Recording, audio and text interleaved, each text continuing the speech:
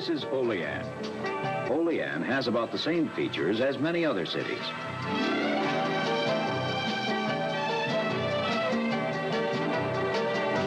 But it does have one thing that's very much different. Olean is protected by the unsleeping Ides.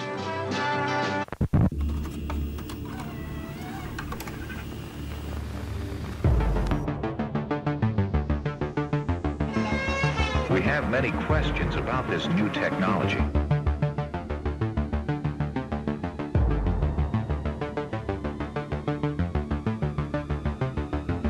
You are recorded. Une petite révolution sur le marché de la vidéosurveillance, une caméra nouvelle génération dite intelligente.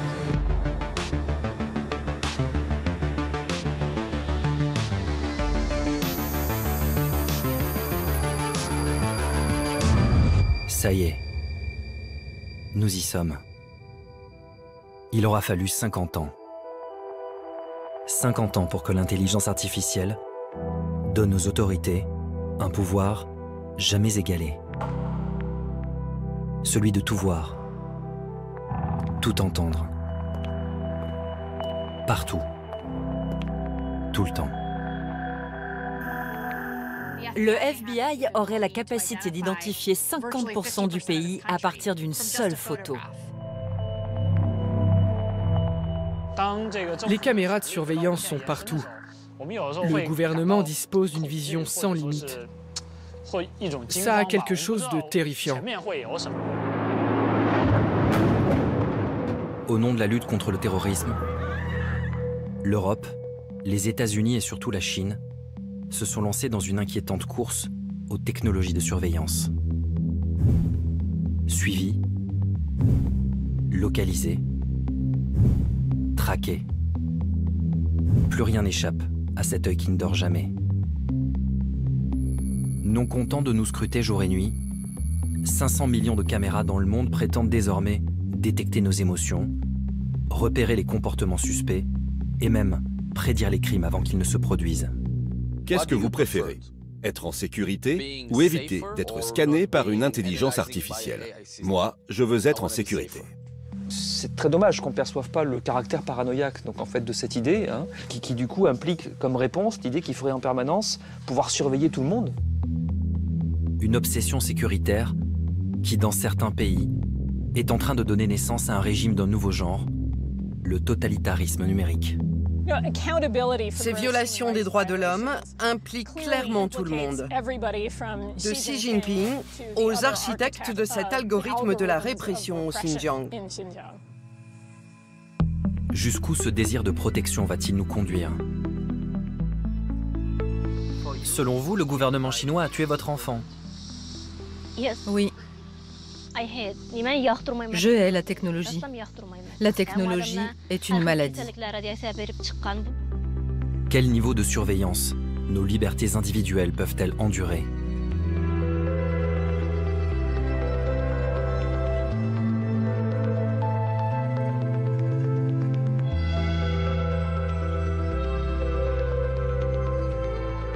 La révolution numérique va-t-elle transformer notre monde en une planète habitée par 7 milliards de suspects?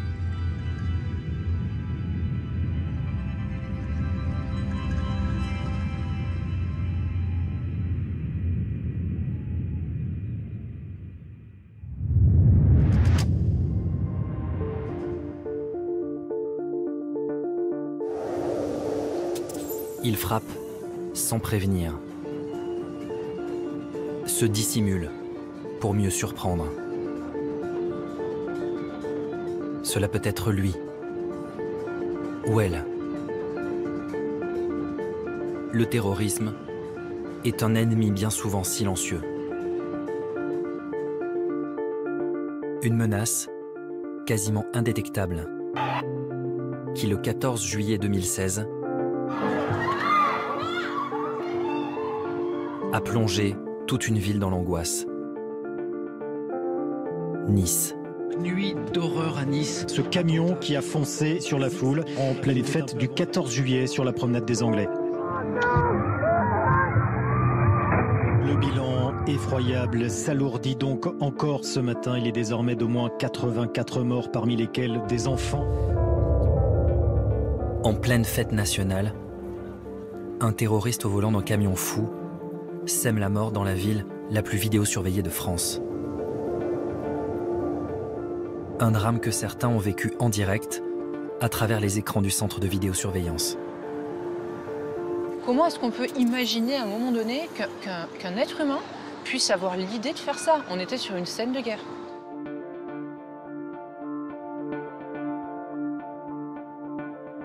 Il n'y a pas un jour où je me lève sans qu'il y ait des images. Il n'y a pas un jour sans que je pense aux victimes. On a vu des gens mourir, on a vu des gens blessés, on a vu la peine, l'horreur, la douleur, en étant impuissant. C'est affreux comme sentiment. Jusqu'à la fin de ma vie, j'y penserai. Les 2000 caméras présentes dans la ville n'ont pas permis d'éviter le drame. Désormais, la peur s'immisce dans chaque grand rassemblement. Pour prévenir tout nouvel acte terroriste, la mairie a décidé de miser sur une nouvelle technologie. Un dispositif pour filtrer les entrées et sorties, expérimenté pour la première fois en France dans l'espace public.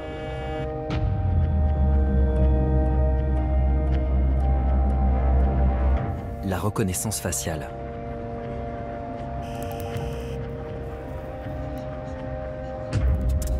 Bonsoir à tous, merci de vous porter volontaire pour cette expérimentation de reconnaissance faciale. On va voir avec le logiciel qui est en test comment il va être possible de vous reconnaître. Vous allez entrer dans la zone de reconnaissance faciale au milieu d'autres personnes. Chacun va avoir un scénario à jouer. Donc Mélinda, tu seras une personne qui sera recherchée car en fuite d'un hôpital. Et nous avons Ayémen qui donc va jouer également une personne d'intérêt qui aura le visage en partie dissimulé. Eh bien allez, on y va. Un logiciel va utiliser les caméras de la ville pour mettre un nom sur le visage des volontaires. Avec l'aide d'une seule photo, il va tenter de les identifier lorsqu'ils franchiront les portes du carnaval. Ayémen jouera un apprenti terroriste.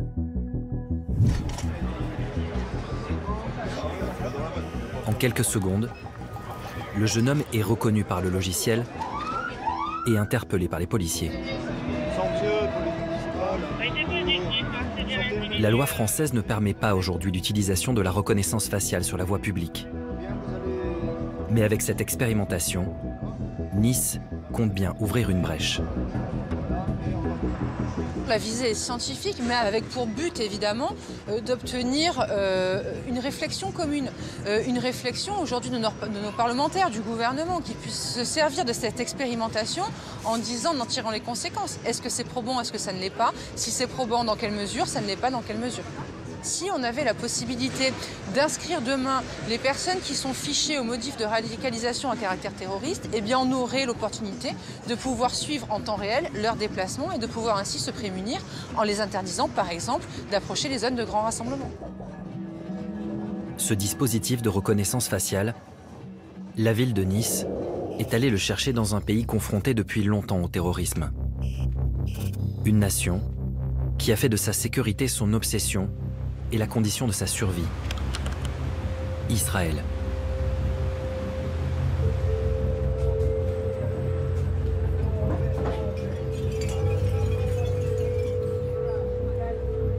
C'est en banlieue de Tel Aviv, derrière les parois vitrées de ce bâtiment, que le logiciel testé à Nice a été mis au point.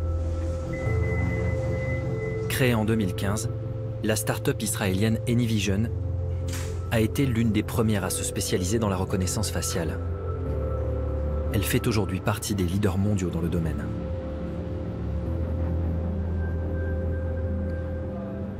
Voilà donc notre bureau. Nous avons environ 250 personnes en tout qui travaillent pour nous. Et 6 bureaux à travers le monde. Là, nous avons 150 personnes. Ça, c'est notre salle à manger. Si vous voulez prendre un café, vous pouvez vous servir. On a une machine à expresso fabuleuse.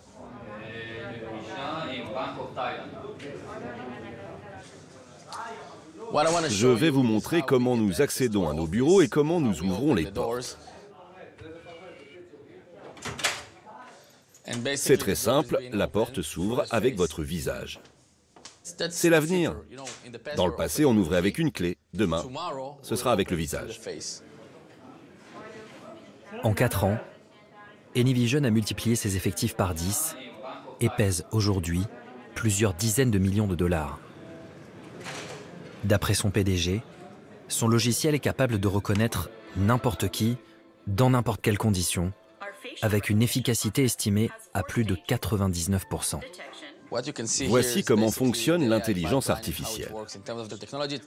Tout d'abord, on détecte le visage.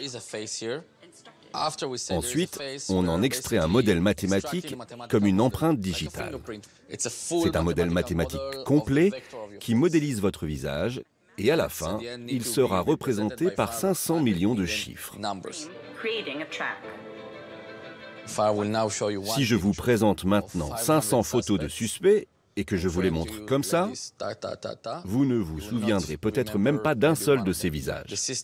Le système actuel, lui, peut apprendre 500 images en moins d'une seconde et les identifier dans la vie réelle.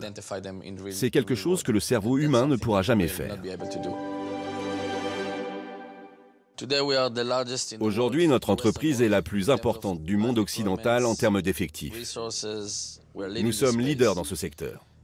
Nous travaillons actuellement dans 43 pays. Ok, ça donne un petit aperçu. Nos produits sont aujourd'hui présents dans 43 pays. Et même dans le pays d'où vous venez. La France, c'est bien ça. Je pense que tout le monde sait que nous sécurisons aujourd'hui Nice, par exemple, là où l'attaque terroriste a eu lieu. Nous partageons votre douleur. C'est horrible ce qui s'est passé là-bas, d'accord ? Et je suis de tout cœur avec vous. Nous faisons tout ceci pour vous protéger, les gars, pour que vous soyez plus en sécurité. La logique voudrait que cette technologie soit utilisée partout, pour nous aider à sécuriser la planète.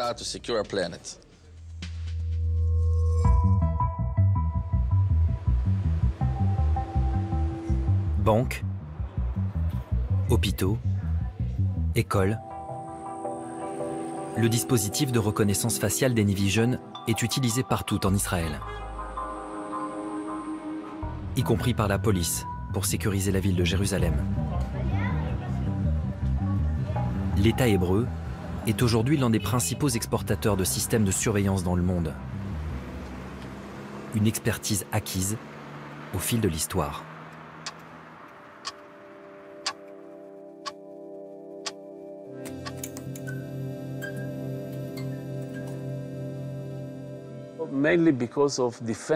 Nous avons commencé à investir dans l'intelligence artificielle visuelle, principalement pour des raisons militaires, il y a déjà plus de 20 ans.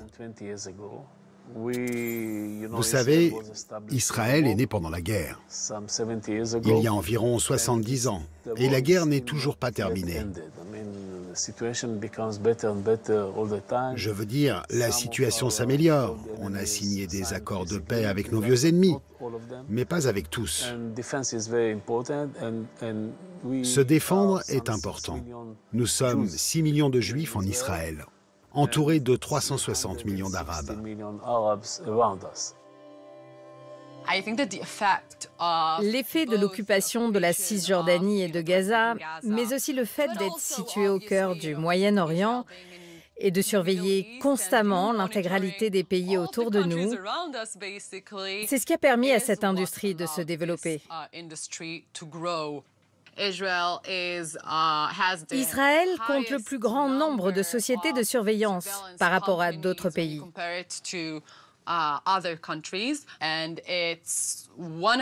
Et pour être tout à fait clair, dans 100% des cas, je ne connais pas une seule personne dans ces entreprises qui n'ait pas servi dans des unités de renseignement de l'armée.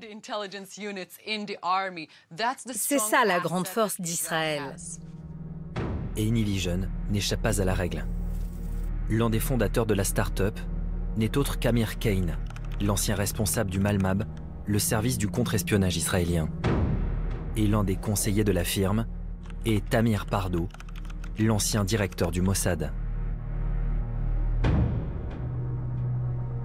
Le système de reconnaissance faciale d'Anyvision serait depuis peu secrètement utilisé par les forces armées israéliennes afin de surveiller les Palestiniens en Cisjordanie. Les affaires prospèrent avec les risques d'attentats. Très souvent, lorsque vous vous rendez dans des salons en Israël dédiés aux technologies de surveillance, et c'est mon cas, vous entendez en introduction des discours sur la menace croissante du terrorisme en Europe, sur les risques d'attentats, etc. Évidemment, je ne dis pas que cette menace n'est pas réelle, mais au bout du compte, il s'agit d'apporter une solution à un problème.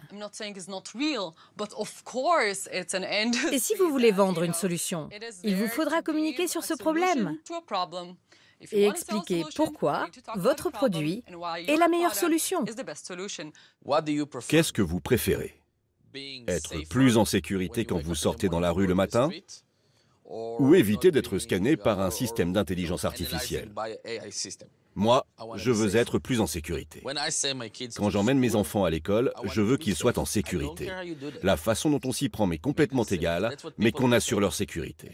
C'est ce que les gens vous diront, et c'est pourquoi nos produits ont tant de succès et ont obtenu une place de choix sur ce marché.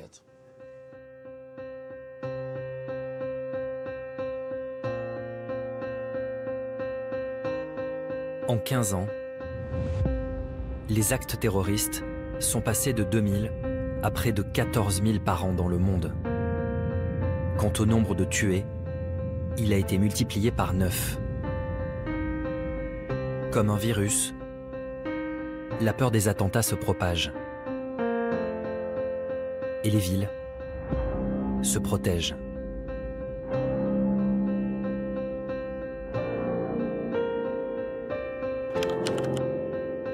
Donnant ainsi naissance à un tout nouveau secteur, celui de la vidéosurveillance intelligente. Un marché estimé aujourd'hui à près de 40 milliards de dollars, que certains appellent le marché de la peur. C'est un modèle de société paranoïaque en réalité qui se cache derrière, où l'ennemi est parmi nous, est caché parmi nous, et c'est un de nos frères au fond parmi nous. Voilà. C'est très dommage qu'on ne perçoive pas le caractère paranoïaque donc, en fait, de cette idée, hein, donc, qui du coup implique comme réponse l'idée qu'il faudrait en permanence pouvoir surveiller tout le monde, soi-même, ses frères encore une fois, hein, sa propre communauté, la surveiller en permanence parce qu'à tout moment, quelqu'un peut venir vous planter un couteau dans le dos, c'est ça le truc. Pour arriver à un tel niveau de conception paranoïaque de la société, il faut soi-même vivre dans la peur, en fait, avoir une représentation du monde complètement apeurée, quoi. Est-ce que, finalement, vous n'êtes pas un peu paranoïaque? C'est vrai que quand il y a 86 morts sur la promenade des Anglais, on peut appeler ça de la paranoïa. C'est presque une vision. Si c'est de la paranoïa pour vous, non. Pour moi, ce sont des faits. Ce sont des menaces.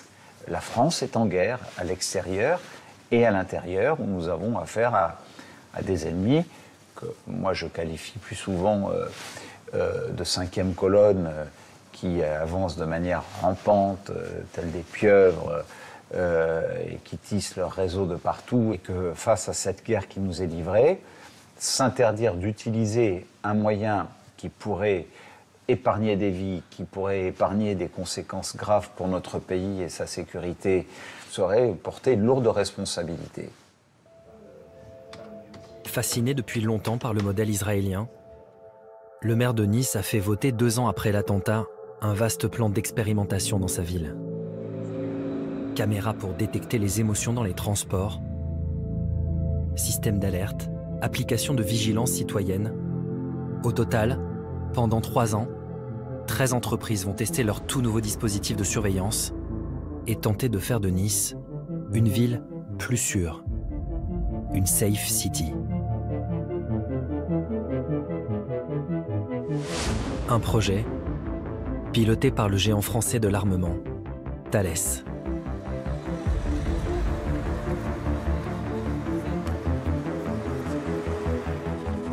« 98% des attentats qui ont été empêchés l'ont été par des renseignements humains.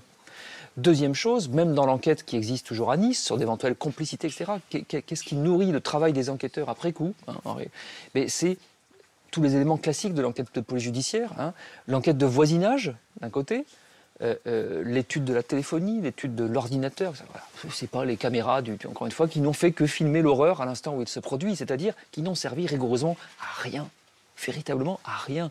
Alors, le discours politique continue, ça marche pas, mais c'est pas grave, je suis déjà passé à l'annonce suivante. J'ai déjà prévu le gadget de sécurité d'après, le dispositif d'après, parce que j'entre dans la campagne d'après, on voit bien, hein.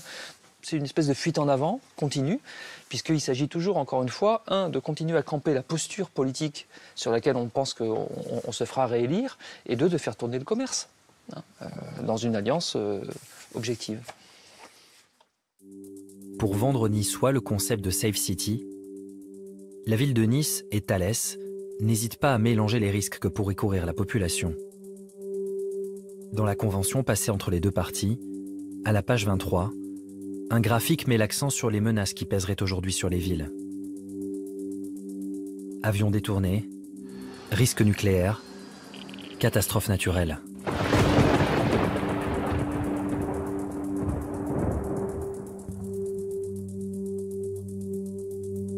Page 42, la Convention pointe les obstacles qui pourraient nuire à la mise en œuvre du projet. Les restrictions budgétaires d'une part, et un changement de paradigme et des politiques qui placeraient la sécurité sur un second plan. En d'autres termes, pour que Safe City voie le jour, la peur doit rester dans les esprits. Est-ce que vous connaissez ce document ?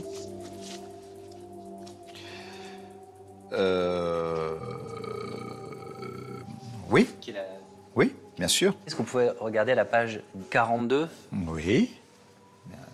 Volontiers, je n'ai pas lu... vous imaginez, puisque je demande à mes collaborateurs de me faire des synthèses, mais... Est-ce que quand vous voyez ça, est-ce que vous ne pensez pas que quelque part, Thales joue avec vos peurs ? Non, pas du tout. Je dis que heureusement qu'il y a des industries et de grandes industries françaises qui travaillent sur des sujets qui peuvent être mis à disposition des pouvoirs publics. Vous pouvez me proposer qu'on en revienne aux arbalètes, aux armes du chevalier Bayard à Marignan.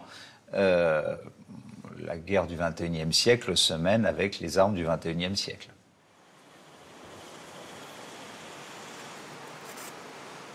Cette multiplication des outils de surveillance suscite des inquiétudes.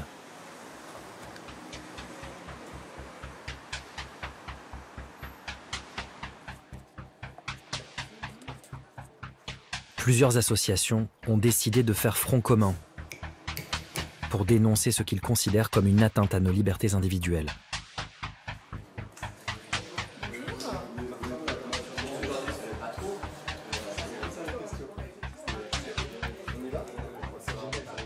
Avec les dernières avancées en intelligence artificielle, en big data, c'est-à-dire les capacités de traitement de flux massifs de données et d'analyse de ces données, on a constaté un développement d'outils finalement de surveillance qui se développe partout en France petit à petit. On sait que Valenciennes a fait un contrat d'expérimentation avec le géant chinois Huawei à Valenciennes. Là, on a eu un projet assez flippant finalement à Saint-Étienne, des capteurs sonores dans les rues d'un certain quartier qui repéreraient quand il y aurait des cris, des bruits de verre, des bruits d'accidents et qui généreraient automatiquement une alerte. Depuis plusieurs années, la Quadrature du Net et la Ligue des droits de l'homme multiplient les recours juridiques contre ces expérimentations qui ne respecteraient pas le RGPD, le nouveau règlement européen de protection des données, adopté en 2016. On a vraiment l'impression qu'effectivement, petit à petit, se basant sur l'expérimentation, se fondant un peu sur l'absence de cadre juridique de toutes ces nouvelles technologies, on voit effectivement se répandre plein de nouveaux dispositifs, technologies, d'outils de surveillance. Et les élus et les acteurs qui sont dans ce milieu-là en profitent parce qu'en fait, on est dans l'opacité, on est dans le manque de débat public, donc on peut expérimenter et développer sans que personne ne s'en rende compte. Mais il faut justement lutter contre cette opacité, parce que c'est trop dangereux pour nos libertés. Au cœur de leurs préoccupations, le fichier TESS, le fichier des titres électroniques sécurisés. Une base de données créée en 2016 et gérée par le ministère de l'Intérieur français. Elle regroupe l'ensemble des cartes d'identité et des passeports, couleur des yeux, empreinte digitale, image numérique du visage, ce fichier serait la première étape d'une surveillance de masse. C'est le parfait outil pour la reconnaissance faciale de l'ensemble de la population. Parce qu'une fois que vous avez en fait le visage qui est identifié dans une base de données, en fait, vous mettez une caméra dans la rue couplée à ce fichier, et là vous pouvez reconnaître et identifier toute la population tout le temps.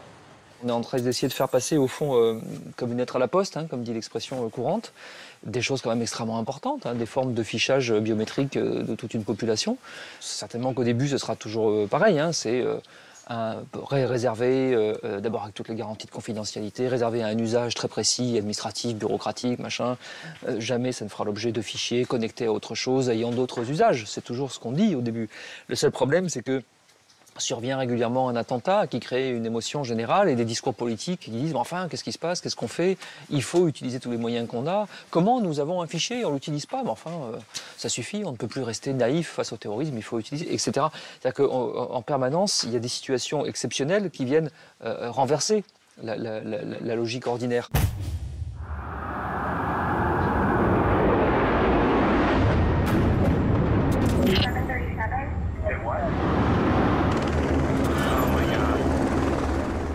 Aux États-Unis, l'événement qui a renversé la logique ordinaire a eu lieu le 11 septembre 2001, lorsque 4 avions sont venus détruire les symboles d'une Amérique toute puissante. 45 jours plus tard, George Bush riposte avec une mesure qui va transformer la société américaine en profondeur, le Patriot Act. Patriot Act was the clear, considered response of a nation at war. Le Patriot Act étend considérablement les pouvoirs des autorités américaines. Le FBI est autorisé à fouiller dans les données personnelles, fiches médicales, relevés bancaires. La NSA a la possibilité de placer sur écoute, sans mandat, tout citoyen américain. Le gouvernement peut faire emprisonner n'importe quel suspect, indéfiniment et sans procès préalable. Le Patriot Act devait durer 4 ans. 18 ans plus tard, l'essentiel de cet arsenal sécuritaire est toujours en place. L'arrivée de Donald Trump marque une nouvelle étape dans la politique de surveillance américaine. L'avènement de la reconnaissance faciale. We're going to be protecting people environmentally and safety-wise, but we're going to be moving it quickly, very quickly. Dès le début de son mandat, il donne l'ordre d'utiliser cette technologie pour surveiller la totalité des passagers internationaux. La reconnaissance faciale fait son entrée dans les aéroports, les écoles et même les commissariats de police, où elle est utilisée dans le cadre d'enquêtes criminelles.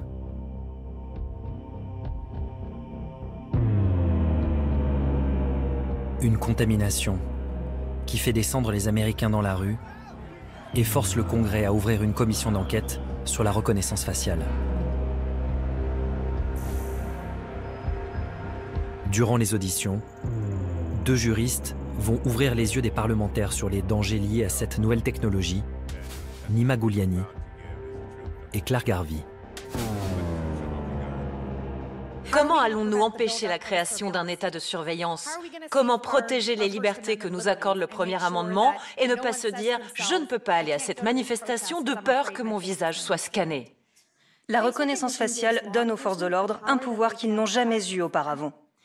En 2016, nous avons déposé des demandes d'accès à des documents publics dans plus de 100 juridictions à travers le pays, demandant simplement quelles données biométriques y étaient conservées. Et nous avons découvert que plus de la moitié des Américains aujourd'hui figurent dans une base de données de reconnaissance faciale utilisée dans les enquêtes criminelles. Et ce, uniquement grâce à leur permis de conduire ou à leur carte d'identité. Et ça, personne ne le savait. Ça nous a tous surpris. Le FBI aurait la capacité d'identifier 50% du pays à partir d'une seule photo. Le Congrès n'a jamais autorisé le FBI à avoir accès à ces informations.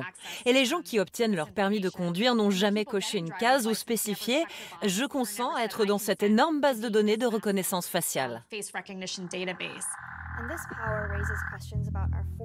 Les deux femmes vont révéler l'une des défaillances les plus inquiétantes du système de reconnaissance faciale. Son incapacité à identifier correctement les personnes de couleur.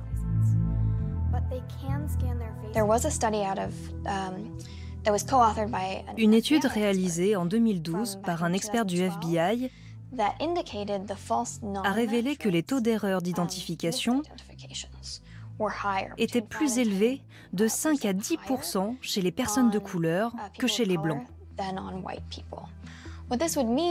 Et qu'est-ce que cela signifie? Cela signifie que les Noirs, lorsqu'ils font l'objet d'une enquête, ont plus de chances de se voir accusés de crimes qu'ils n'ont pas commis. Dans un pays où le taux d'Afro-Américains tués par la police est 2,5 fois plus élevé que celui des Blancs, cette révélation fait l'effet d'un électrochoc.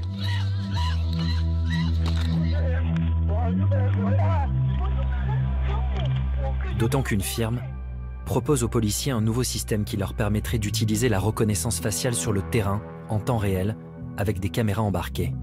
Hi, ma'am. Did you report your vehicle stolen today? What was your name? I'm Shaylee. Shay, do you have an ID on you? Perfect. Thank you so much, Shay. Un dispositif appelé Recognition, vendu par le géant Amazon. Un logiciel testé dans 2 États que s'est procuré l'Association américaine de défense des libertés individuelles.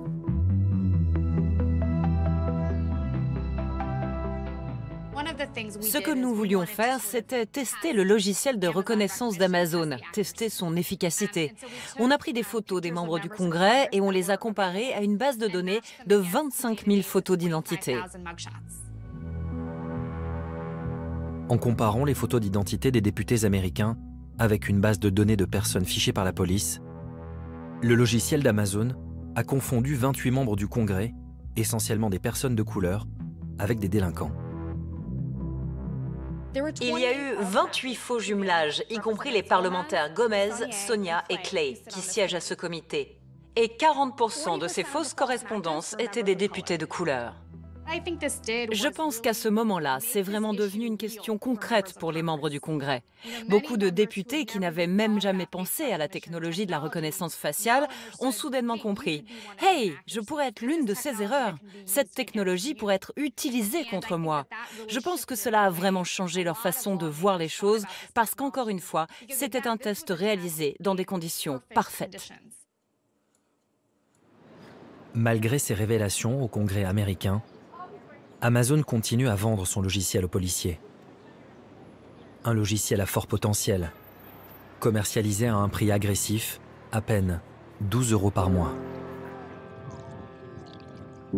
L'utilisation de la reconnaissance faciale n'est pas sans risque.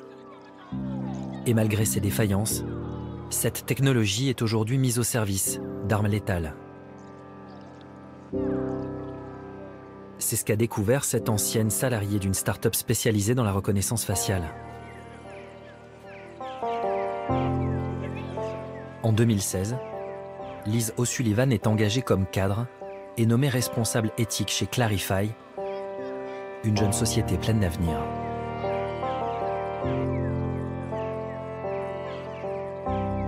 À l'époque, c'était une opportunité incroyable. Clarify était la start-up de New York. Tout le monde en parlait. C'était en plus une entreprise qui œuvrait pour le bien-être de la société. Sa mission, c'était de rendre la vie meilleure. C'était leurs éléments de langage. Nous étions tous très fiers.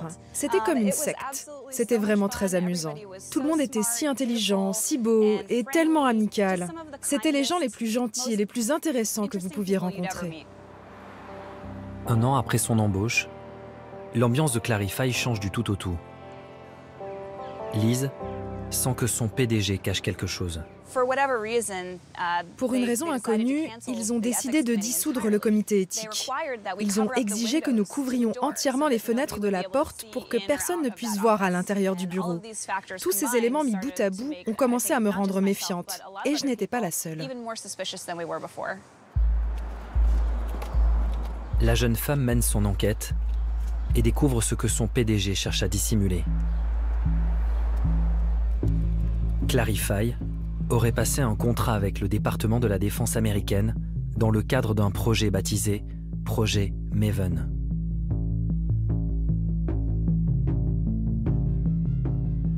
Le projet Maven est un contrat du ministère de la Défense qui représente des millions et des millions de dollars. À l'origine, Google, Microsoft et Amazon y participaient, mais il y avait aussi quelques startups impliquées dans le processus d'appel d'offres. C'était un peu comme un concours. Celui qui mettrait au point le meilleur modèle de localisation d'objets obtiendrait le contrat. C'est la dernière pièce du puzzle pour de très bons drones tueurs autonomes. La vision par ordinateur est bien meilleure que celle de l'homme dans ces processus de décision. Donc si vous êtes une entreprise travaillant dans l'intelligence artificielle et que vous faites de la reconnaissance faciale, vous risquez d'être complètement séduit par la promesse de millions et de millions de dollars. Et vous allez travailler dans ce sens. En 2 ans, le Pentagone aurait ainsi investi plus de 70 millions de dollars pour mettre au point un drone capable de viser une cible de manière autonome, sans intervention humaine, grâce à la reconnaissance faciale.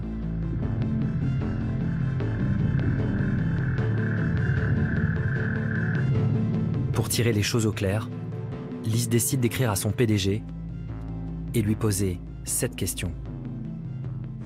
Je lui ai demandé si on travaillait tous à la construction d'armes autonomes. Pour tuer des gens? Oui, pour tuer des gens. Il s'est assis et m'a dit, « Tu sais, toutes les technologies ont 2 facettes, une bonne et une mauvaise. » Puis il a ajouté que les militaires avaient besoin de notre aide et que nous devions être patriotes et travailler avec le gouvernement pour protéger nos soldats. Sur ce point, je ne suis pas en désaccord. Mais il a aussi dit qu'avec le temps, cette technologie deviendrait de plus en plus puissante et précise, et qu'il serait préférable que ce soit une machine qui prenne la décision de tuer plutôt qu'un être humain. Et là, je ne suis pas d'accord. C'est comme dans Terminator. Exactement, comme dans Terminator.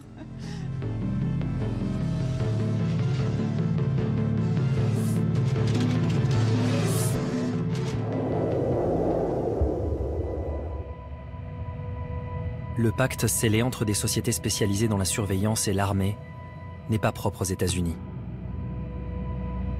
En Europe, ce type de partenariat public-privé a pris une ampleur considérable ces dernières années. Et il suffit de plonger dans les rapports de la Commission européenne pour s'en rendre compte. Des rapports qu'un chercheur anglais a décortiqués pendant plus de 5 ans.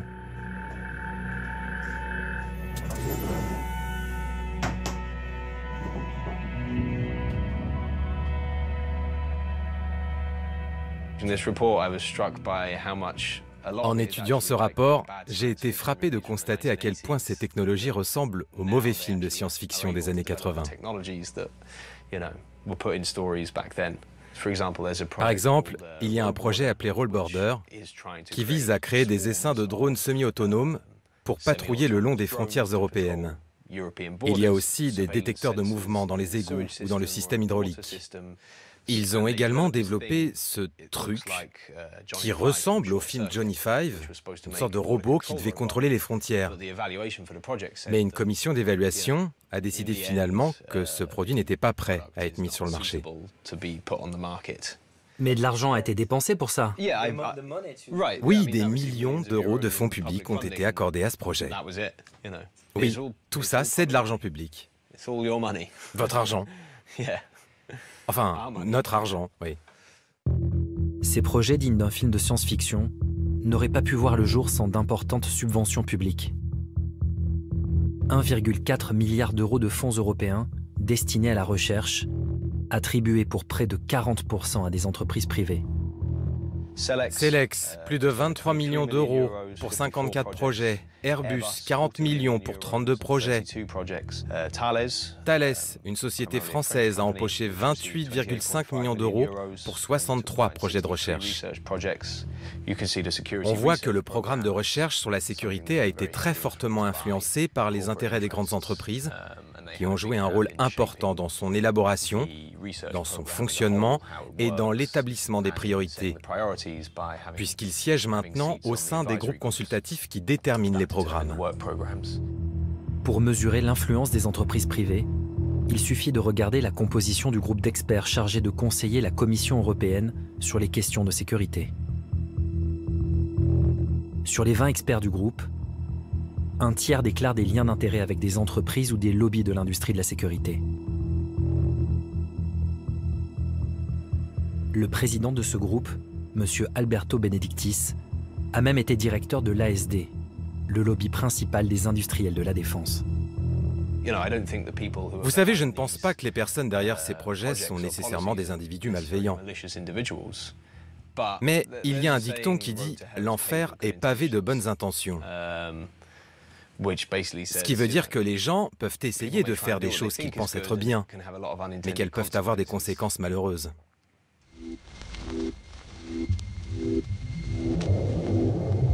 Si l'Europe nous prépare un monde sous surveillance, en Chine, la réalité a déjà dépassé la fiction.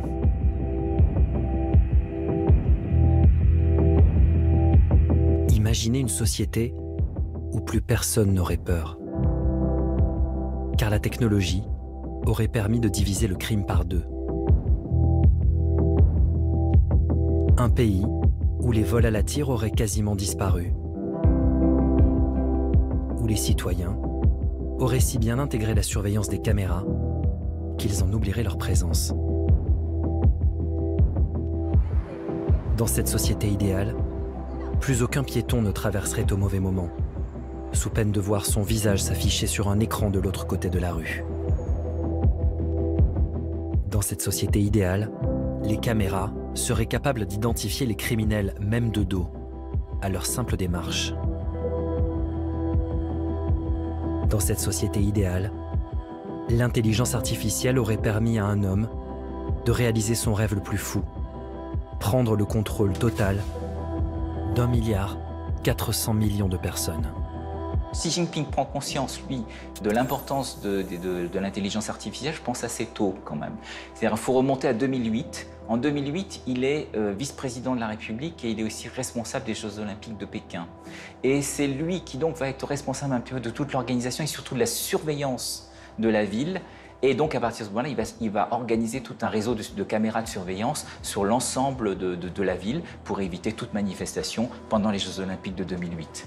Parce que très vite, il comprend que les caméras à contrôle facial, que les systèmes de contrôle vocaux pour reconnaître les gens dans la foule, que tous ces systèmes-là sont extrêmement intéressants et que s'ils sont bien organisés, peuvent donner un nouvel outil au gouvernement et à lui pour se maintenir au pouvoir. Et il met en place, on va dire, la première dictature numérique au monde. Pour mettre en place sa dictature numérique, Xi Jinping va dès le début de son mandat s'appuyer sur des géants du numérique, valorisés à plus d'1 milliard de dollars, baptisés les licornes. Huawei, Dahua ou Hikvision, ces conglomérats vont profiter d'un marché chinois fermé à la concurrence et travailler main dans la main avec le pouvoir.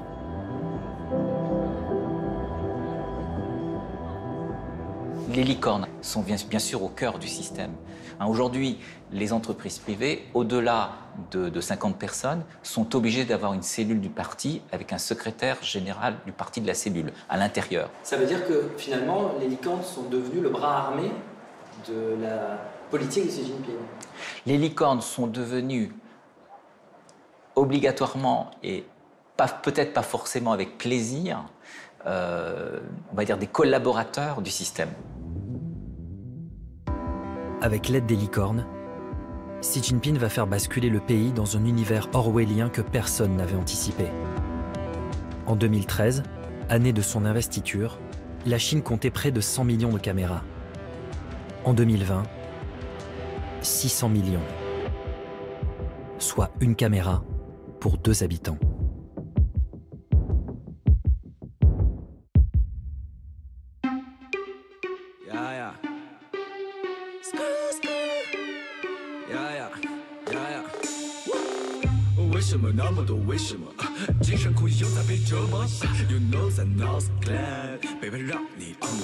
Ils peuvent connaître tes trajets quotidiens, savoir ce que tu aimes faire, ce que tu as fait aujourd'hui.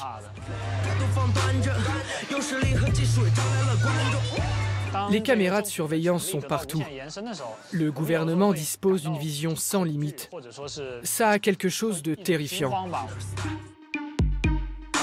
Le système de surveillance chinois, ce jeune artiste a décidé de le défier, de le fixer droit dans les yeux pendant des heures pour le narguer. Lorsque mon regard traverse la caméra, lorsque je cligne des yeux, c'est comme si j'entrais en contact avec la personne qui se trouve derrière l'écran. Nous créons ainsi un échange entre deux êtres humains. Et à ce moment-là, ce système immense, ce contrôle infaillible et effrayant peuvent être temporairement oubliés. À 29 ans, Gaëlou est l'un des rares à oser dénoncer ouvertement ce développement fulgurant du Big Brother chinois. Une surveillance très intrusive qui s'inscrit dans une longue tradition.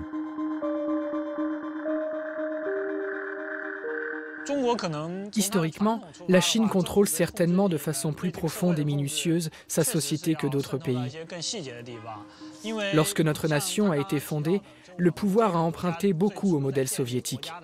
Le système de dossiers, par exemple.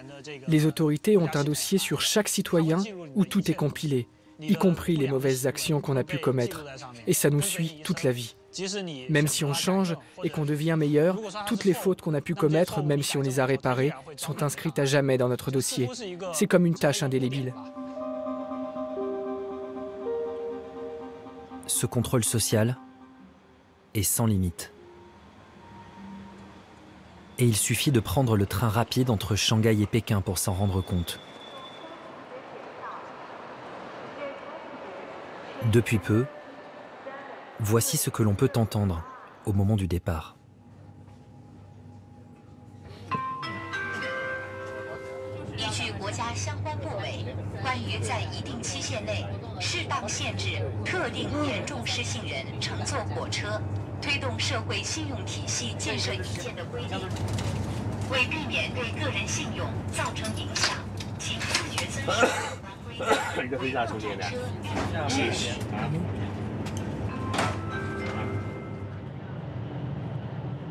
Récemment, l'Empire du Milieu a décidé de mettre la société au pas en instaurant un système de notation qui récompense ou pénalise les citoyens en fonction de leur comportement. Un système baptisé crédit social, expliqué dans une vidéo pédagogique.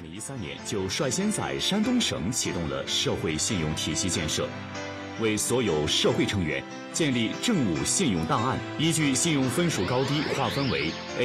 到 D 6个等级。我是 AA 信用等级，有什么激励措施？你可以参与评先进、评职称、发展党员，享受政策扶持优先，免抵押信用贷款。我酒后驾驶，等级降为 B 级。很遗憾，你不能入党，不能当村居书记，不能参选2代表1委员。我受到行政拘留，信用等级降为 C 级。Sorry， 一处失信，处处受限，你不能享受政府贴息贷款。我是法院老赖，等级降成 C 级。你将受到联合惩戒，被列入了失信黑名单。不能当兵，不能坐飞机，不能参加政府采购工程招投标，不能获得政策支持。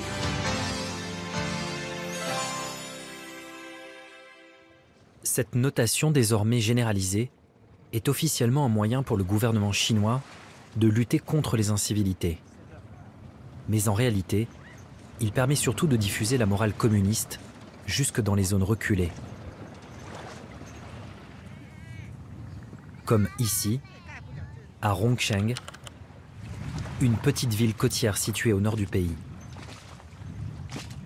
Rongcheng est l'une des premières à avoir expérimenté le crédit social.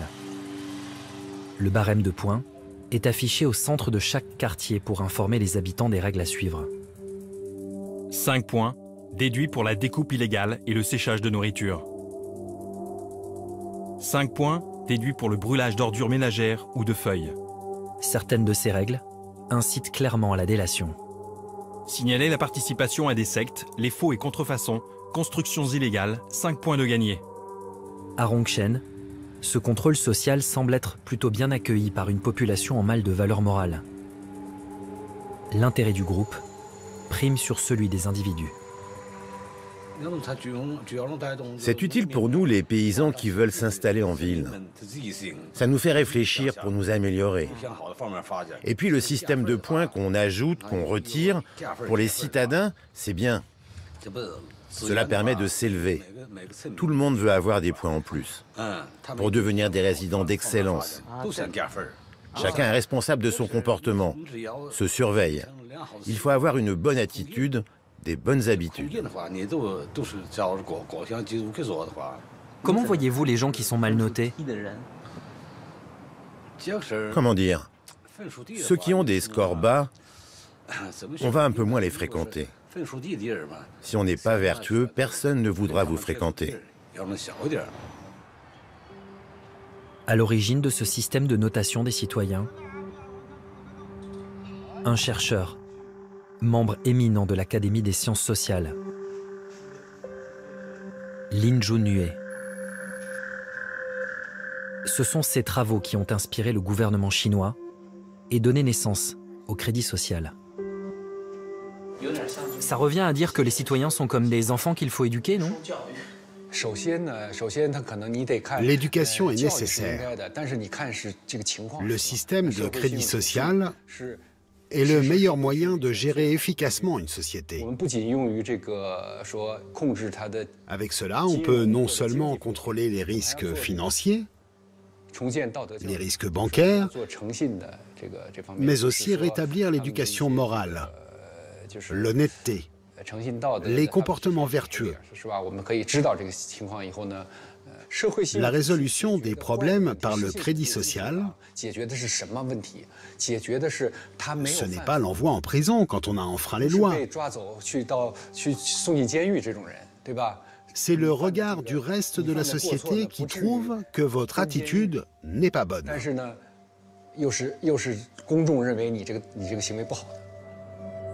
Crainte de la réprobation, peur de l'ostracisation, les citoyens sont muselés. Les mieux notés ont droit au tableau d'honneur et deviennent la fierté de toute une nation, comme à l'époque maoïste. Ainsi, à Rongchen, leur visage s'affiche aux abords du siège local du Crédit Social, comme dans toute la ville. Ils sont les exemples à suivre, comme cette femme, Yuan Shangwei, une éducatrice très appréciée. Spécialiste de la santé mentale, elle travaille avec sincérité et aide les élèves pauvres. Elle s'occupe des autres enfants comme des siens. Ses élèves l'appellent même maman enseignante. Elle a été élue 5e modèle de moralité à Rongchen. Mais en Chine, difficile de mettre la main sur ces fameux mauvais citoyens. Expulsés hors des villes, pointés du doigt. Dans certains centres commerciaux, leurs visages défilent sur des panneaux lumineux pour mieux les humilier. Dans une autre province, les autorités leur ont même attribué une sonnerie de téléphone particulière. La personne que vous essayez de joindre a été mal notée par le tribunal de la ville de Dengfeng. Merci de l'inciter à se responsabiliser et de l'aider à respecter la loi. Aujourd'hui, plus de 20 millions de citoyens chinois seraient placés sur liste noire, interdits de voyager à cause d'une mauvaise note. Est-ce que tu connais ton score? Je pense qu'il ne doit pas être très élevé.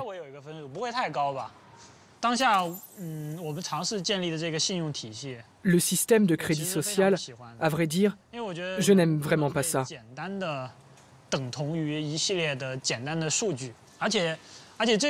L'homme ne saurait être réduit à une série de chiffres toutes bêtes. Et je dirais même, en étant plus virulent, que c'est une forme de perversion. Plus personne n'osera faire des erreurs, tenter des expériences, prendre des risques. Nous deviendrons des morts vivants. Oui, des machines. Je trouve ça détestable. C'est terrifiant. Je n'accepte pas ce genre d'avenir. Vous n'avez pas peur d'avoir créé un monstre? Non, je ne le vois pas comme ça. D'abord, il faut la paix et la stabilité, que chacun vive bien. Et après seulement, on réfléchira aux droits de l'homme. Vous comprenez?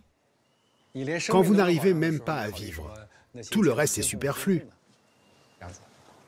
Je pense qu'on a mis en place une bonne méthode technologique. Et j'espère vraiment qu'on arrivera à l'exporter dans un pays capitaliste. Je trouve que la France devrait vite adopter notre système de crédit social pour régler ses mouvements sociaux.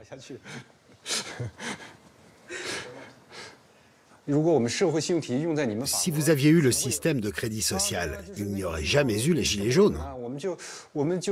On aurait détecté ça avant qu'ils agissent. On aurait pu le prévoir, il n'y aurait pas eu ces événements. C'est l'un des atouts, l'un des grands avantages du crédit social.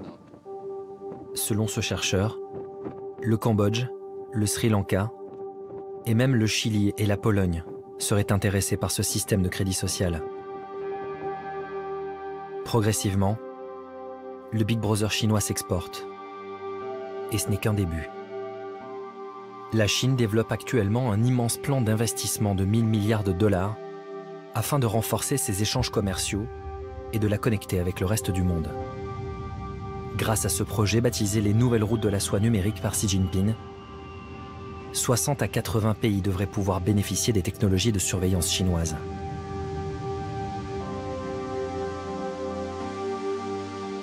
« 60 à 80 pays, dont la France, qui au printemps 2019 recevait en grande pompe le dirigeant de l'Empire du Milieu.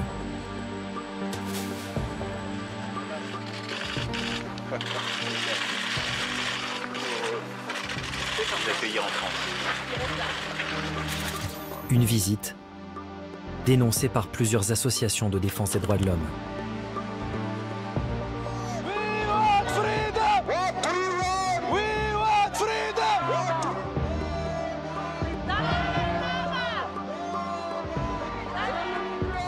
Nous sommes réunis aujourd'hui à cause du passage de M. Xi Jinping, président de la République populaire du Chine, à Paris. Nous savons que M. Xi Jinping est en train d'ouvrir ce qu'il appelle les nouvelles routes de la soie et qu'il espère inonder le monde à la fois avec ses produits chinois, mais aussi avec ses valeurs, comme on dit. Parmi la centaine de manifestants, beaucoup de réfugiés politiques, des Tibétains, mais surtout des Ouïghours, une ethnie à majorité musulmane vivant au nord-ouest de la Chine. Berthiard est arrivé en France en 2017.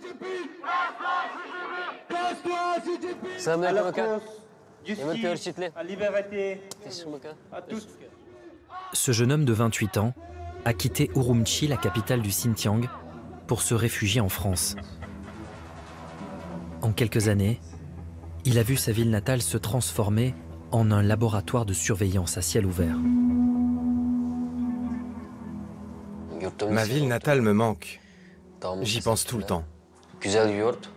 C'est une région magnifique, avec ses montagnes, ses lacs, ses déserts, ses jardins et ses oasis, qui n'ont rien à voir avec d'autres endroits. Mais notre ville a perdu de son charme. Au Xinjiang, il y avait déjà des caméras partout, à chaque coin de rue. Mais en 2009, nous avons appris l'arrivée d'autres technologies. Par exemple, l'enregistrement vocal. Certaines voitures de police étaient équipées de machines qui permettaient de capter des conversations à distance. Quand on se baladait dans la rue en discutant, si on voyait une voiture de police qui passait, on arrêtait la discussion jusqu'à ce que la voiture s'en aille.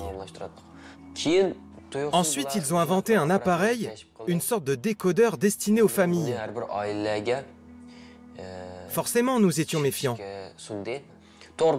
Parce que les gens disaient que l'appareil pouvait enregistrer les conversations à la maison. Comme on n'avait plus la liberté de parler, on allait dans des endroits éloignés, loin de la ville. On allait au moins à 10 km de la ville, parfois 40 ou 50, pour partager nos opinions politiques.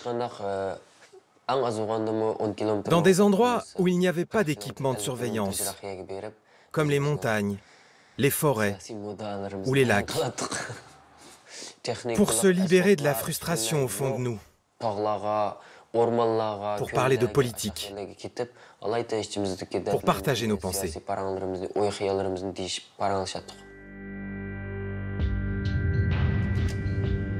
Au Xinjiang, le basculement a eu lieu le 5 juillet 2009.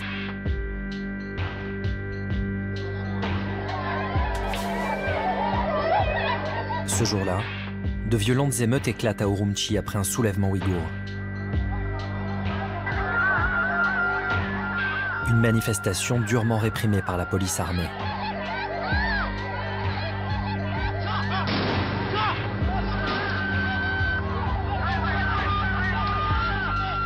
Munis de couteaux et de barres de fer, des émeutiers ouïghours s'en prennent aux Han, l'ethnie majoritaire chinoise, qui se venge dès le lendemain. Des affrontements interethniques qui causeront plusieurs centaines de morts.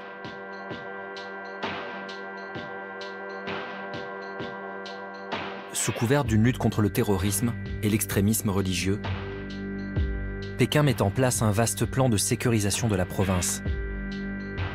Un plan qui, avec l'arrivée au pouvoir de Xi Jinping, va prendre un virage totalitaire. D'après un discours secret distribué aux hauts fonctionnaires locaux du parti, le président chinois appelle dès 2014 à lutter contre le terrorisme, l'infiltration et le séparatisme, en utilisant les outils de la dictature et en ne montrant absolument aucune pitié.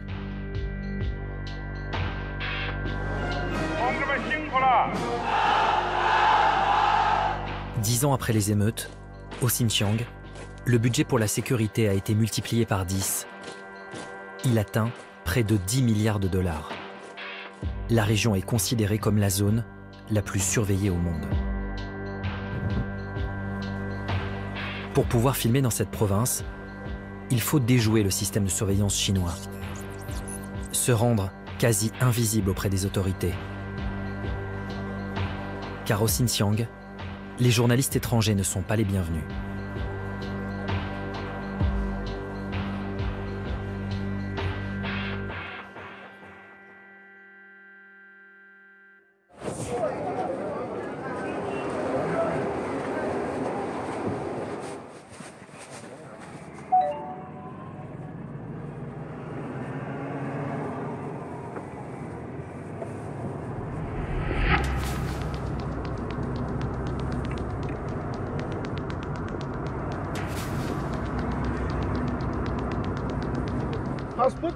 À Urumqi, le climat de peur et de méfiance est d'une rare lourdeur.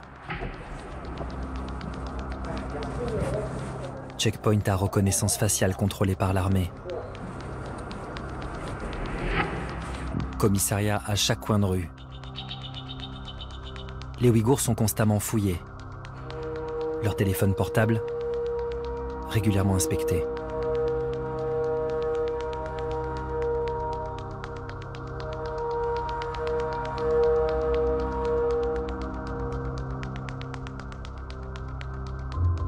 Une surveillance qui, à en croire ce chauffeur de taxi, a pris des proportions inimaginables ces dernières années.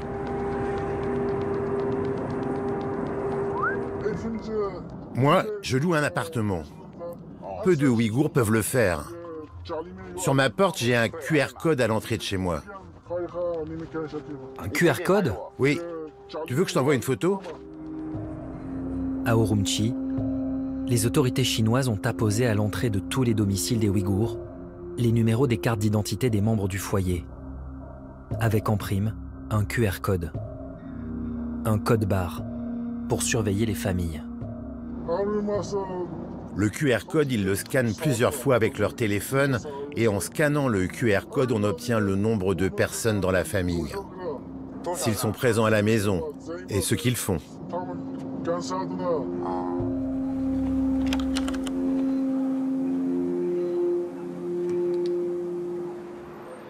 Les Ouïghours ne peuvent plus sortir du Xinjiang sans autorisation.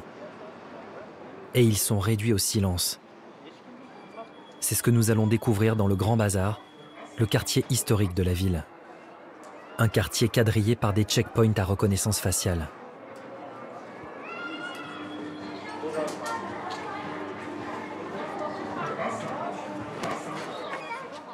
Ici, les slogans à la gloire du Parti communiste et du président Xi Jinping s'affichent sur la façade de la grande mosquée.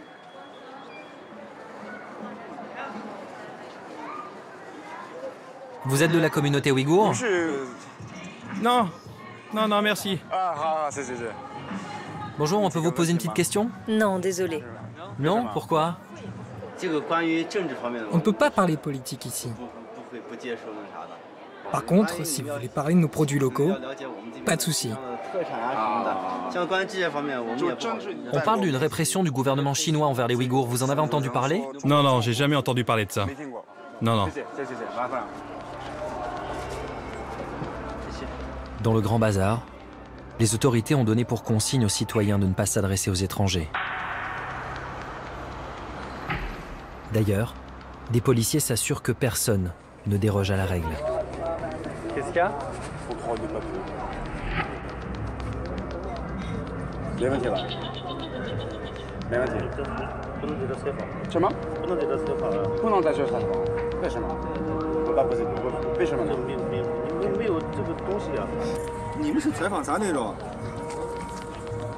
Attends, par contre, faut pas qu'il ait toute l'interview, quoi. 你们为啥要问安检的？采访我们景区说我们要看的。删了，可以吗？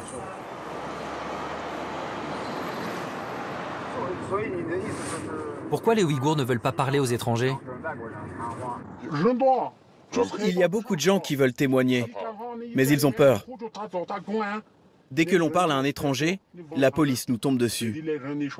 Ce qui se passe au Xinjiang ne doit pas sortir d'ici. Le gouvernement ne veut pas que l'ONU soit au courant. Toutes les minorités se font arrêter et elles partent en rééducation. En ce moment, au Xinjiang, dans toutes les familles, il manque 3 à 4 personnes. La cible, ce sont les musulmans, ceux qui pratiquent, ceux qui vont à la mosquée. Ils vont tous en prison. Ils prennent minimum 5 ans de prison, enfermés dans des camps. Parfois même jusqu'à 25 ans. Tu connais des gens dans des camps? Ils ont pris mon père parce qu'il est allé prier à la mosquée. Mon père a 63 ans. Il a été condamné à 4 ans et 6 mois. Je ne peux rien y faire. Tu sais où il est, ton père?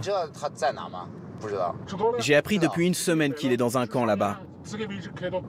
Est-ce qu'on peut y aller? On peut y aller, mais on ne peut pas accéder à l'intérieur. Même moi, je n'y suis jamais rentré. Et il ne faut pas y aller le soir. Notre chauffeur a promis de nous emmener voir ce fameux camp où son père serait détenu. Mais le lendemain matin, nous sommes contactés sur les réseaux sociaux chinois par une personne que nous ne connaissons pas. Donc j'ai reçu un message hyper bizarre ce matin. À 8h30. Elle nous informe que notre chauffeur ne viendra pas. En gros, elle me dit bonjour, est-ce que vous allez bien? Est-ce qu'il y a quelqu'un? Parce que j'ai pas répondu puisque je me réveillais. Pourquoi c'est toi qui me contactes? C'est mon camarade de classe. Il m'a raconté ce qu'il a fait hier. Et après, il a eu un problème. Il a reçu un appel. Il a eu des soucis. Je ne sais pas comment dire. Qu'est-ce qui s'est passé? Il va bien? Je ne sais pas comment vous dire. Il se fait interroger par les flics. La police veut connaître votre relation. Je vais contacter un ami pour voir s'il est disponible pour vous conduire. Il revient vers vous. Vous êtes d'accord? Ne parlez pas de choses sensibles à l'intérieur de la voiture. Garde pour toi tout ce que tu vois. Les gens ne sont plus pareils. On ne sait pas ce qu'ils cachent au fond d'eux.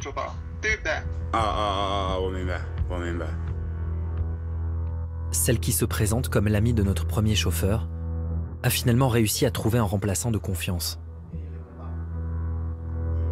Mais en quittant notre hôtel, nous nous apercevons que nous sommes suivis. Plusieurs hommes nous attendent dans le hall. Nous reconnaissons l'un d'entre eux. Nous l'avions croisé la veille dans le quartier historique. Au moment de partir, nous repérons une vieille voiture sur le parking qui semble elle aussi nous attendre.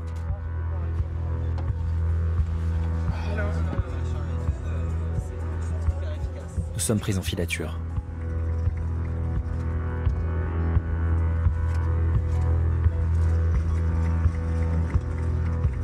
Quelques minutes plus tard, une deuxième voiture, un 4x4 vert.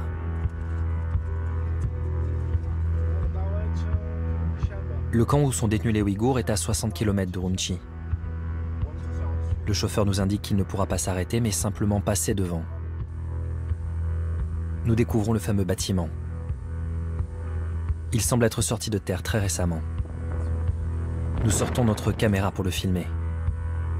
Mais le 4x4 vert fait barrage.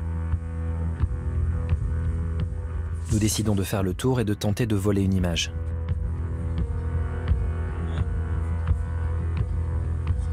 De là où nous sommes, nous pouvons apercevoir des caméras de vidéosurveillance.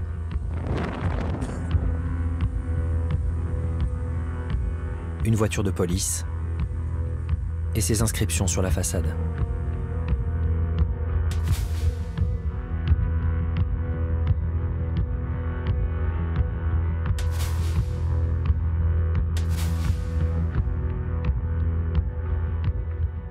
Des camps comme celui-ci, il y en aurait plus de 1000 aujourd'hui au Xinjiang.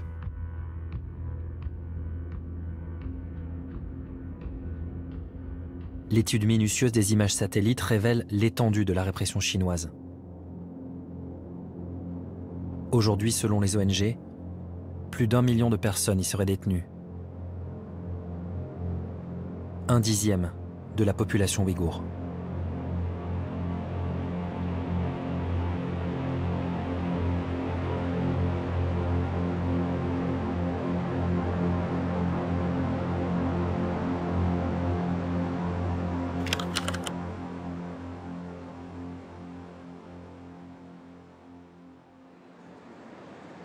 Rares sont ceux qui ont pu s'enfuir.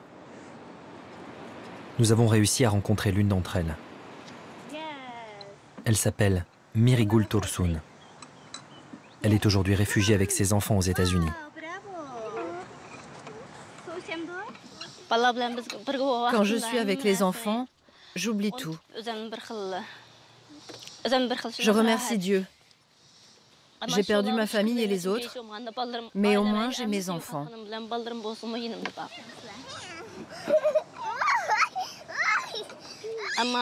Tous les soirs, ça me revient. Dans mon rêve, je ne sais pas quoi faire.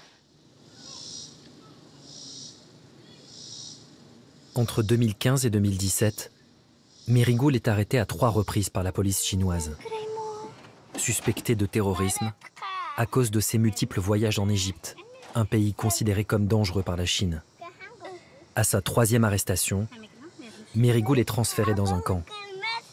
Dès son arrivée, les policiers lui demandent de se prêter à un curieux rituel.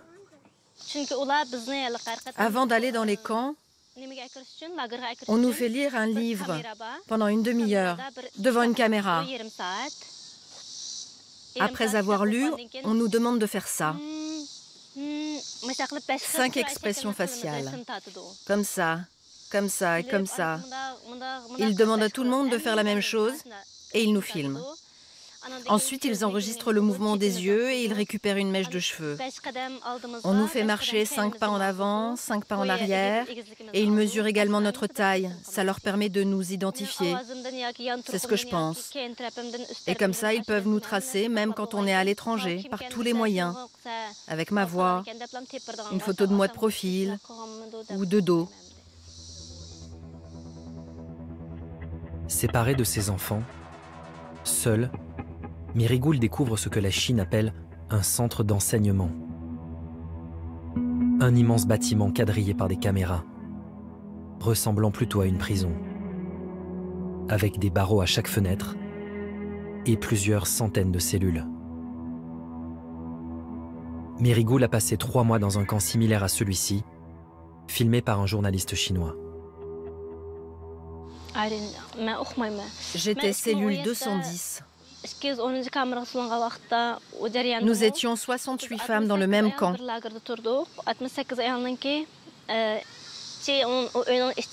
L'intérieur de la pièce était très froid, crade, avec des mouches.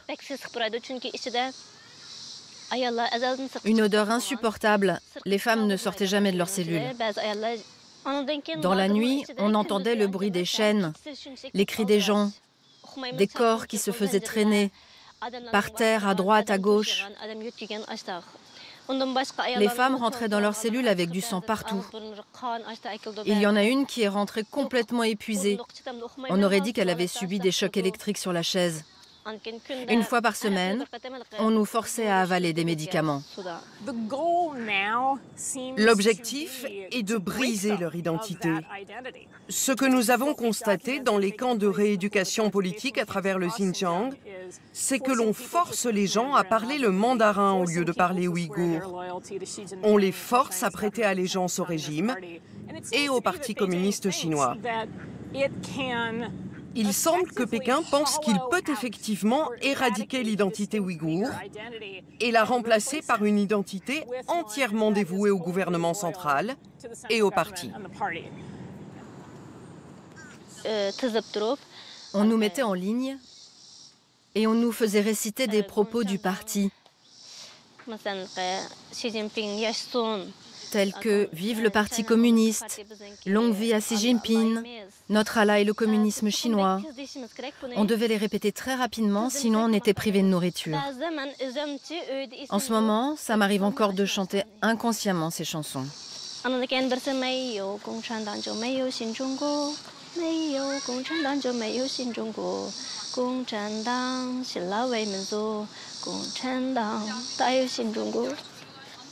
Pardon, désolée.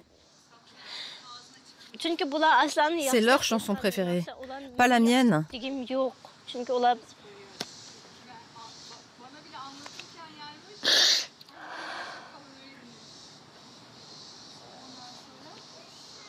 Sur quelle base les Ouïghours sont-ils internés dans des camps? Sur quels éléments les officiers chinois se basent-ils pour considérer comme suspect un individu?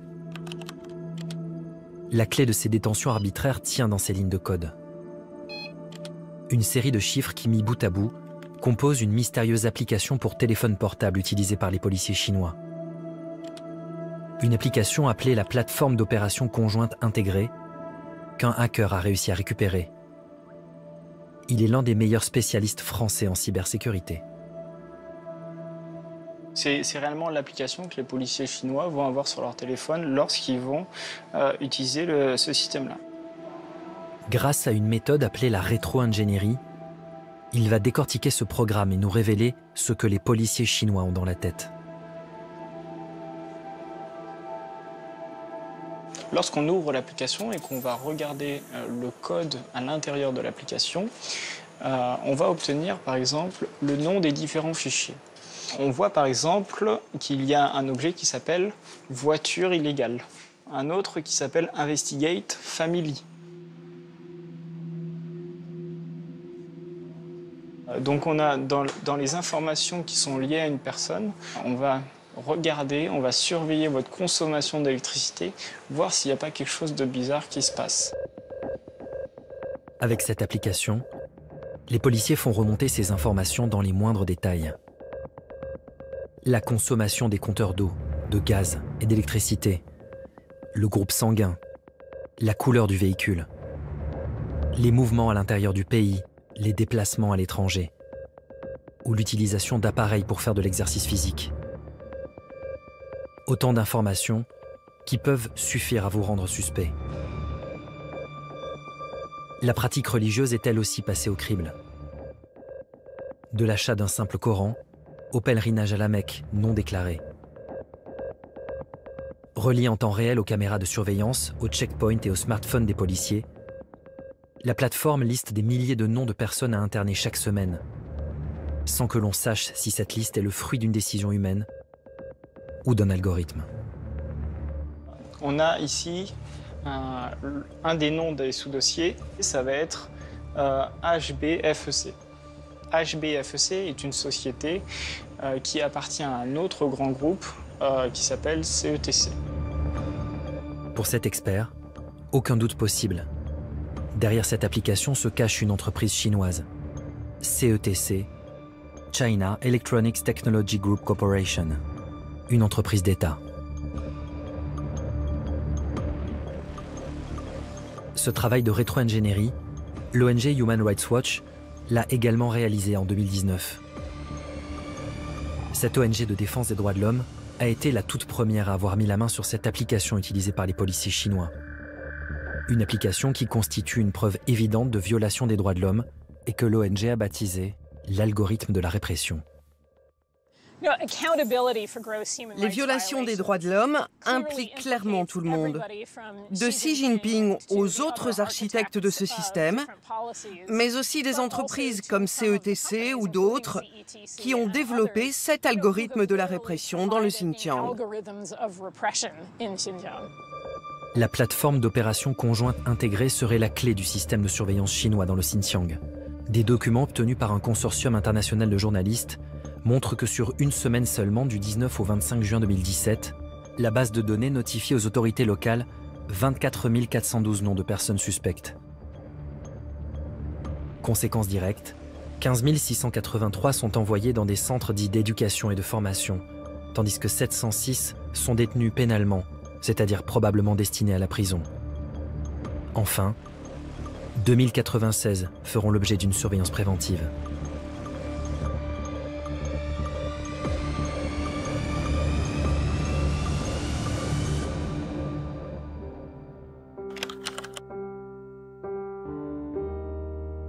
Human Rights Watch a publié un rapport détaillé sur cet algorithme de la répression et demandé des comptes à Pékin. En vain. Nos demandes d'interview sont elles aussi restées lettres mortes. À Paris, durant l'automne 2019, une réunion très discrète a été organisée dans le cadre du dialogue franco-chinois, à laquelle la presse française n'est pas conviée. Nous filmons l'événement avec un téléphone portable. Plusieurs responsables politiques français, comme les deux anciens premiers ministres, Dominique de Villepin, Laurent Fabius, et des diplomates chinois vont se succéder pour vanter la coopération entre les deux pays. Nous profitons d'une pause pour aller interpeller Wang Yi, le ministre des Affaires étrangères chinois, sur la politique menée au Xinjiang. Just one question, please. Does the fight against terrorism justify to put more than 1 million Uyghurs in relegation camp? Mr. Wee. Sorry? This is very impolite. Why not fair? You are accused by international NGO of human rights violation in Xinjiang. What do you say about that?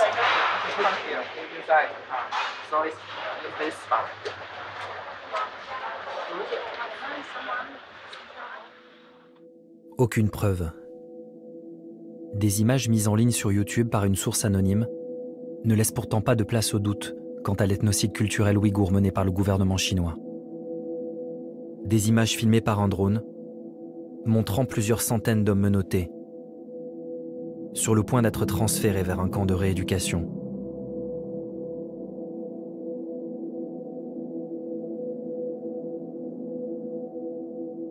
La mise en place de camps de rééducation avec le système de surveillance, la position de QR code sur les maisons qui donne la possibilité aux policiers de savoir qui est à l'intérieur, combien on gagne, ce qu'on fait, si les enfants vont à l'école, etc.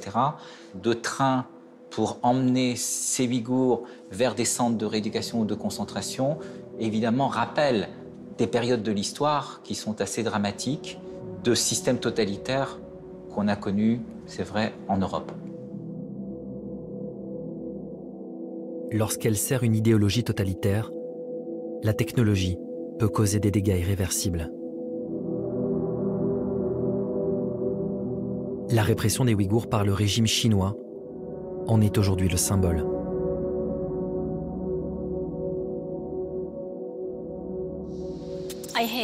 Je n'aime pas la technologie. Je la hais. Pourquoi? Avec la technologie, les sentiments disparaissent, comme si on était contaminé par une maladie. Tout est artificiel. En plus des traumatismes laissés par sa détention, Merigoul doit également vivre avec le souvenir d'un enfant perdu. Un bébé arraché de ses mains par la police chinoise lorsque Merigoul a été transféré dans un camp et que les autorités ne lui ont jamais rendu. Selon vous, le gouvernement chinois a tué votre enfant? Oui.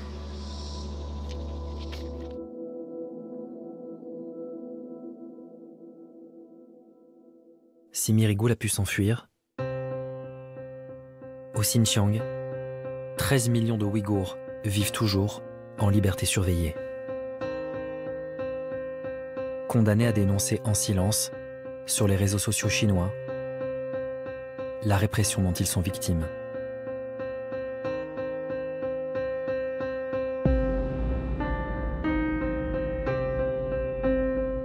Se nourrissant de nos peurs et de la course effrénée à l'intelligence artificielle, le virus de la surveillance semble n'avoir aucune limite. Peut-on encore l'endiguer? Comment éviter que notre désir de sécurité nous conduise vers un futur dépourvu de toute humanité?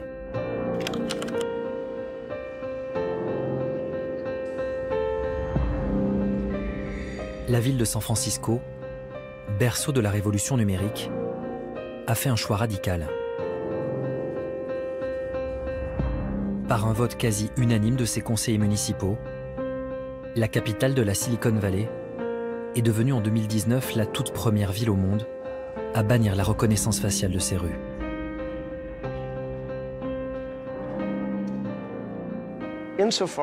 Dans la mesure où nous sommes le siège et le symbole de la technologie, et ce depuis de nombreuses décennies, je veux dire depuis l'époque de Hewlett-Packard et de certains des pionniers d'Apple, cela nous confère plus de responsabilités. San Francisco doit montrer l'exemple. À mesure que je m'informais, que je découvrais dans la presse ce qui se passait en Chine, j'ai fait le parallèle avec le régime nazi des années 1930 et 1940. Ce régime s'appuyait lui aussi sur des entreprises informatiques, mais avec des technologies beaucoup moins performantes. Donc, j'ai voulu prendre un engagement. À San Francisco, nous n'utiliserons jamais cette technologie pour ou contre notre population. Je comprends qu'il y ait des gens qui n'acceptent pas cette décision parce qu'ils veulent des rues plus sûres. Mais nous avons d'excellentes forces de l'ordre à San Francisco. Nous avons un faible taux de criminalité. Aujourd'hui, je veux remettre le génie dans sa bouteille.